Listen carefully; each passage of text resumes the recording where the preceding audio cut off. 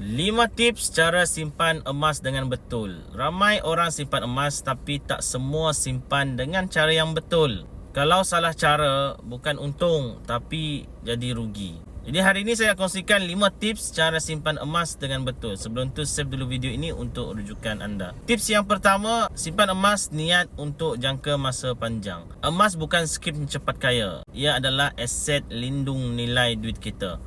Simpan minimum 2 ke 5 tahun. Lagi lama pegang, lagi kuat kesannya lawan inflasi. Tips yang kedua, beli ikut kemampuan. Jangan paksa diri, mulakan kecil pun tak apa. Serendah 100 pun dah boleh. Simpan di akaun emas gap.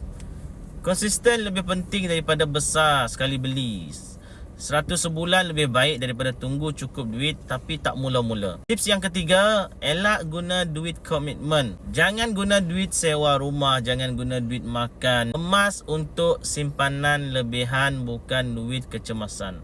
Bila kewangan tenang, barulah simpanan stabil. Tips yang keempat, simpan di tempat selamat. Kalau fizikal, pastikan ada peti besi ataupun lokasi yang selamat. Jangan beritahu terlalu ramai orang. Aset fizikal perlu dijaga dengan disiplin. Dekat Public Gold ada public safe untuk simpan emas kita.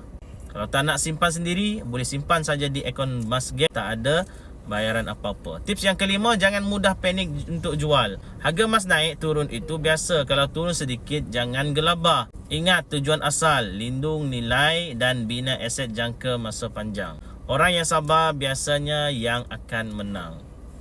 Kalau anda nak mula simpan emas, tengok video 5 langkah untuk mulakan simpanan emas. Saya bantu anda sebaiknya, jemput follow dan komen untuk lebih banyak ilmu kewangan dan emas.